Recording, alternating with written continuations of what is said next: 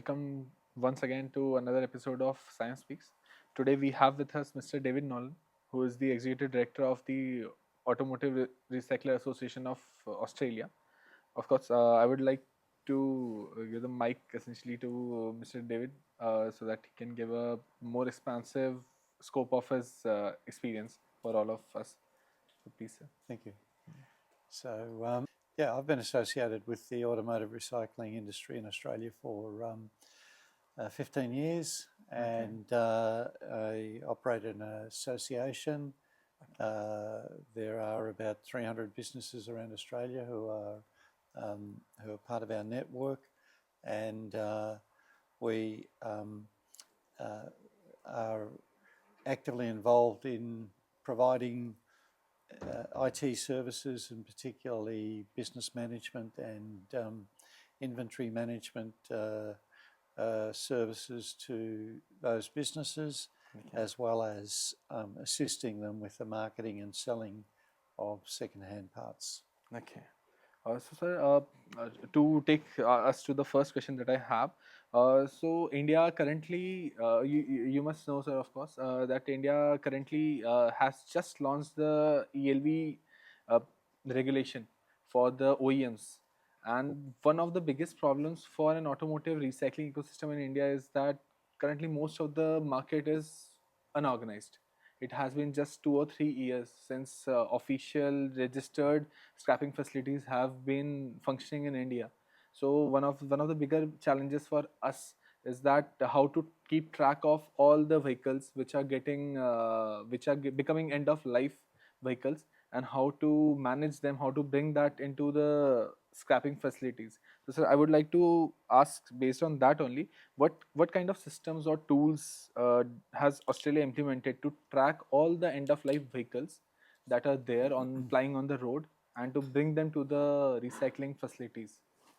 So it's not possible to track end-of-life vehicles because an end-of-life vehicle just happens. Either in Delhi it's reached 15 years of age, or elsewhere it reaches 20 years of age and has to get a certificate compliance certificate to be able to go back on the road. But in essence, once the vehicle has either become too old or has broken down or has been involved in an accident, it's the owner who makes the decision that it's end of life. And so the owner will act in the owner's best interests. The owner doesn't care about the government policy, and the owner doesn't care about RVSFs or all the owner cares about is what's going to be best for me. And if the informal sector make an offer to the owner that is convenient, that is financially rewarding, that is seen by the owner to be the best deal, then that's what they'll do. And so the RVSFs are effectively competing with the informal sector for the vehicles. And in that sort of competition, the informal sector will always win. Unless you have the police and the government and everyone else banging down on the person and forcing them to do something, then if it's left to them, they'll do what's in their interest. And we see now that only a very small percentage of end-of-life vehicles are actually going to the VSFs. Even in Australia? I'm talking about India right now. I'm talking about India. So in Australia, but there is no RVSF regulation. It's purely up to the individual how they dispose of their vehicle. But anyone who has a vehicle that they want to dispose of can very quickly find auto recyclers who will buy it. Okay. And and if, for example, a vehicle is abandoned, then it is able to be collected by the local government, and the local government will then auction it to recyclers. But in the main, it's purely the individual who chooses where they're going to sell their vehicle or give it away or whatever. Okay. So are there any is there any informal sector in Australia for such things, or the automotive recyclers, the proper registered recyclers, are the only option for them to go to? There are two parts of the industry. One part is the upper echelon. Okay.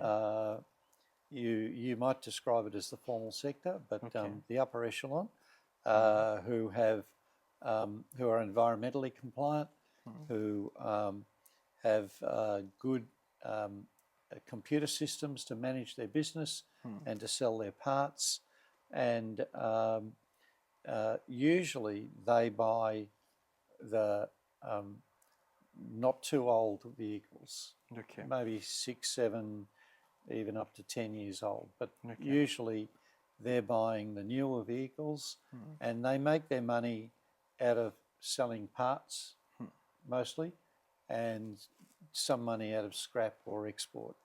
And then the other businesses are, you might call them the informal sector, but they do not use good technology.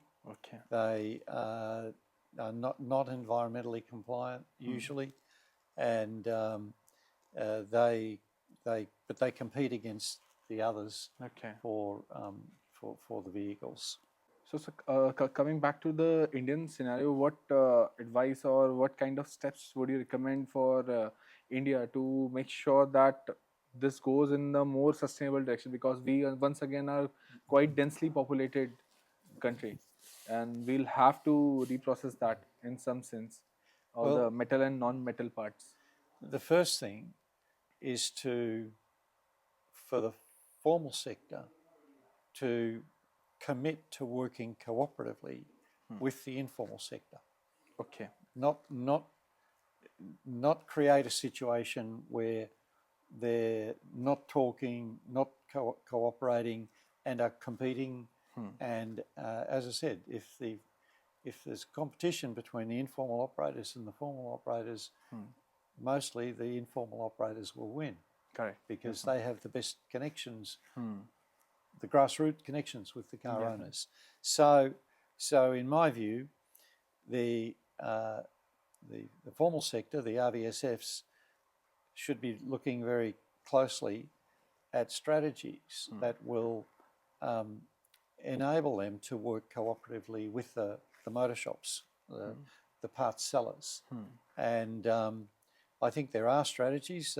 First of all, the technology, the rest of the world uses reasonably advanced technology for managing vehicles, for managing parts, for selling parts, for managing warehousing of parts, and that will have to come to India. It's not now, and it may take time to evolve, but inevitably it will have to come, because that's what's happening in the rest of the world, and India will catch up to that. No, sir, I completely agree with you. I completely agree. And sir, I think that's it from my side. Yeah, thank you. And thank you so much for this enlightening session. Thank you for your time. Thank you for giving us your time. Thank you, sir. All the best.